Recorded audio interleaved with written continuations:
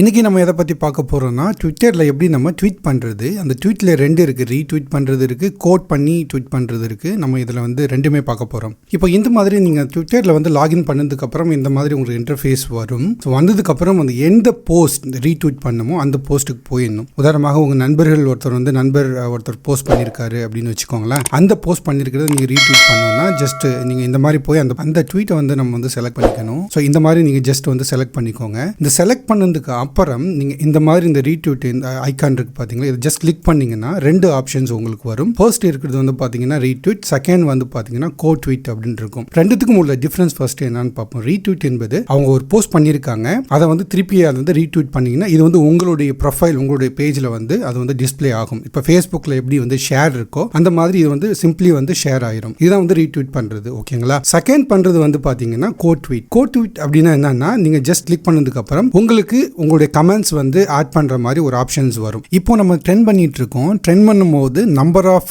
Tweet, number of hashtag எந்த அளவுக்கு increase ஆகுதோ அந்த அளவுக்கு உங்களுக்கு ட்ரெண்டிங்ல போகும். அந்த மாதிரி காலகட்டத்தில் நம்ம என்ன பண்ணலாம்னா இந்த மாதிரி கோட் ட்வீட் யூஸ் பண்ணி அந்த ட்ரெண்ட் பண்ணும்போது அந்த ஹேஷ்டேக் வந்து டைப் பண்ணி கமெண்ட்ஸ் மாதிரி டைப் பண்ணி நீங்க ட்வீட் பண்ணலாம். ஸோ இதை நீங்க கிளிக் பண்ணும்போது இந்த மாதிரி உங்களுக்கு ஆட் கமெண்ட் அப்படின்ற ஒரு செக்ஷன் வரும். நீங்க என்ன ஹேஷ்டேக் வந்து நீங்க ட்ரெண்ட் பண்றீங்களோ அதை நீங்க ஜஸ்ட் வந்து டைப் பண்ணா போதும், அது ஆட்டோமேட்டிக்கா வரும். அதை வந்ததுக்கு அப்புறம் செலக்ட் பண்ணி நீங்க வந்து போஸ்ட் பண்ணிக்கலாம். இப்போ பார்ப்போம் நம்ம எப்படி போஸ்ட் பண்றதுன்றதை நம்ம பார்க்கலாம். ஃபார் எக்ஸாம்பிள் இப்போ வந்து ஒரு ஹேஷ்டேக் ஜஸ்ட் கிளிக் பண்ணிக்கோங்க. கிளிக் பண்ணிட்டு தமிழ்நாடு ஜாப்ஸ் அப்படின்னு நான் போடுறேன். ஸோ கீழே வந்துட்டு பாருங்க, இது வந்து ஒரு ட்ரெண்டிங்ல இருக்கக்கூடிய ஒரு hashtag Tamil Nadu jobs for Tamils அப்படின்னு இருக்கு இல்லையா.